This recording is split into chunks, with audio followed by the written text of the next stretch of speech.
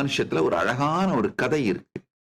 சிங்கக்குட்டி ஏதோ ஒரு காரணத்தால ஆட்டு மந்தை நடுவிலே சிக்கிக்கொண்டு பிறப்பிலிருந்து, அதாவது தாய் சிங்கம் அந்த குட்டி பிறந்த உடனே இறந்துருது. அந்த நேரத்துல அங்க வந்த ஆட்டு மந்தை அந்த குட்டியை விட்டுட்டு போகாம, அனாதைய விட்டுட்டு போக மனசு இல்லாம கூடையே கூட்டு போயிட்டு வளர்க்குதுங்க. அந்த ஆட்டு மந்தையோடு சேர்ந்து வளர்ந்த அந்த சிங்கம் தான் சிங்கம் என்பதை புரிந்து கொள்ளாமல் இந்த ஆடுகளோடு சேர்ந்து ஆடுகளைப் போலவே கத்துவதும், ஆடுகள் உண்ணும் உணவை உண்ணுவதும், ஆடுகளைப் போலவே வாழ்வதும், தன்னை ஆடாகவே கருதி கொண்டு வாழ்ந்து கொண்டிருந்தது.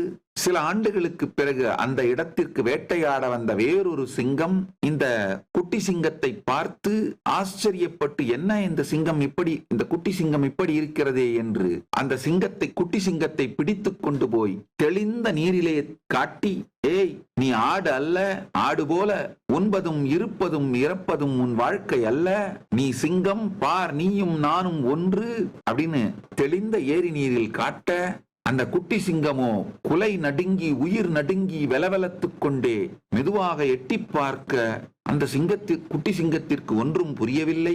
பிறகு பெரிய சிங்கம், பார் இப்பொழுது நான் பெருங்குரல் எடுத்து என் பெரும் சப்தத்தை கேள் என்று சிங்கத்தின் கர்ஜனையை செய்து காட்டி, நீயும் இதை செய் என்று சொல்ல ஆரம்பித்து ஓரிரு முறை தடுமாறி கர்ஜிக்க துவங்கியது இளம் சிங்கம்.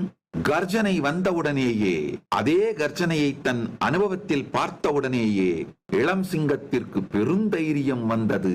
சற்றே ஒரு சிறிய செயலினாலேயே பெருந்தைரியம் வந்து பிறகு மீண்டும் மீண்டும் கர்ஜிக்க துவங்கி தன்னுடைய மொத்த பழைய ஆடு என்கின்ற அந்த ஐடென்டிட்டியை கரைந்து போகும் அளவிற்கு கர்ஜித்தது. ஆடு அங்கு மறைந்தது, சிங்கம் பிறந்தது. சிங்கக்குட்டி தன் சுயத்தை, தன் நிஜத்தை, நிஜ தானை உணர்ந்தது. நன்றாக புரிந்து கொள்ளுங்கள். நீங்க எல்லாருமே இப்படிதாங்கய்யா, ஆட்டு மந்தையில் சிக்கிய சிங்க குட்டிகள் தாங்கய்யா.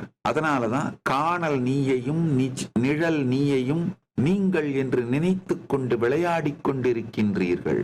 இந்த விளையாட்டினாலே நிஜ நீங்கள் யார் என்பதை மறுத்துவிட்டு வாழ்ந்து கொண்டிருக்கின்றீர்கள். You don't need to seek the quantum you and achieve it. No, you just need to stop pretending to be small, limited or separated fake identity. You just need to stop pretending to be small. You just need to stop pretending to be limited.